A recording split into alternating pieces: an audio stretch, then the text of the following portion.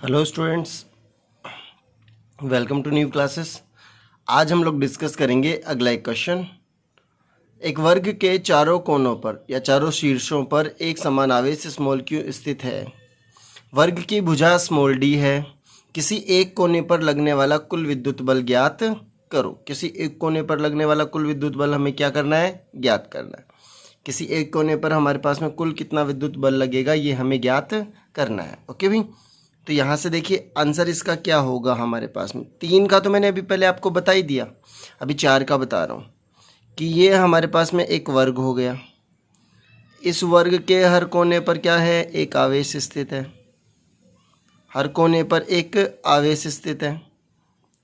हर कोने पर एक आवेश स्थित है। टोटल कुल मिला के कितने आवेश हो गए? 4। ये स्मॉल क्यू, ये स्मॉल क्यू, ये स्मॉल क्यू और ये स्मॉल क्यू। इसको बोला है ए, इसको बोल रहे हैं अपन बी, इसको बोल रहे हैं अपन सी और ये हो गया अपने पास में डी। 4 कोनों पर 4 आवेश रख दिए हमने। भुजा कितनी है इसकी? Small D. अब देखिए एक कोने पर कुल बल बताना अपने को, तो अपन ऐसा करते हैं बी पर निकाल लेते हैं कुल बल। तो भैया देखो बी को कौन प्रतिकर्षित करेगा? ए करेगा, सी करेगा और डी करेगा। ए, सी और डी तीनों प्रतिकर्षित करेंगे। तो ए प्रतिकर्षित करेगा तो दूर भेजेगा, ए इधर भेजेगा। बी पर किसकी वजह से? ए की वजह से। सी किधर भेजेगा? इस दिशा में भेजेगा। सही है ना? सी पर किसकी वजह से? बी पर किसकी वजह से? सी की वजह से। और बिल्कुल बीचों बीच कौन भेजेगा? डी। एफ बी पर डी की वजह से। ये हमारे पास में दोनों के बीच की दूरी हो गई।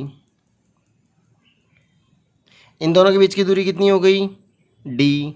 इन दोनों के बीच की दूरी कितनी हो गई? डी। ये दूरी कितना होगी? तो हम विकर्ण निकाल लेते हैं। बी डी स्क्वायर बराबर A B square plus A D square. इसका स्क्वायर प्लस इसका स्क्वायर, ये दूरी निकल जाएगी।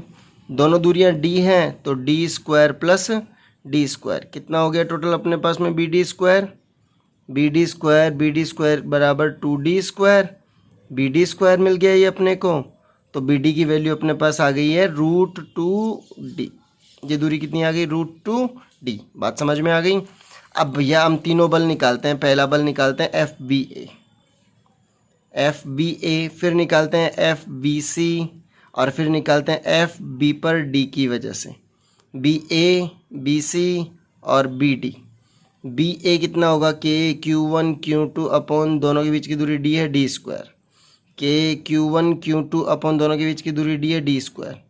के Q1 Q2 अपॉन दोनों के बीच की दूरी कितनी है? √2D का स्क्वायर। कितना हो जाएगा?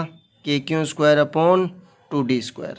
अब ऐसा करते हैं अपन, ये देखिए विकर्ण कितने डिग्री पर होता है इसका? 45 पर। तो ये कितना? 45 पर। अभी देखिए ये दोनों बल बी ए और बी सी बराबर है, तो इन दोनों का रिजल्ट निकाल लेते हैं। कोण दोनों के बीच में कितना होगा? 90 डिग्री। कितना कोण होगा? 90 डिग्री। तो मैं यहाँ से क्या बोल रहा हूँ देखें यहाँ पे, एफ बी ए तथा एफ बी सी का परिणामी याद करो। पी स्क्वायर बराबर Q square plus R square बराबर √p square plus Q square plus 2p Q cos theta होता है। सही है? तो यहाँ से b पर a और c की वजह से, b पर a और c की वजह से, b पर a और c की वजह से रूट इक्वल टू कितना आएगा? F B A square plus F B C square plus 2f B A F B C और दोनों के बीच का कोण कितना है? 90 डिग्री। कोस 90 की वजह से डाटा 0 हो गया। ये दोनों बराबर हैं तो कितना लिखूँ मैं यहाँ पे? के Q square upon D square का होल स्क्वायर प्लस के Q square upon D square का होल स्क्वायर प्लस 0। ये √2 हो जाएगा ना? √2 के Q square upon D square. भैया ये आ गया बी पर ए और सी की वजह से। सही बात है? अब बीचों बीच आएगा ना रिजल्ट, बीचों बीच आएगा। इसका मतलब मैं यहाँ से अब क्या कह सकता हूँ आगे कि भैया ए ये इधर पहले से है कोण एफ बी डी, और अब कौन सा आ गया दोनों का मिला के? एफ बी ए सी। अब दोनों कौन सी दिशा में है? एक समान दिशा में। तो बताइए दोनों का मिला के कितना होगा? टोटल जोड़ दूँ मैं? बी पर कुल विद्युत बल, बी पर कुल विद्युत बल कितना होगा?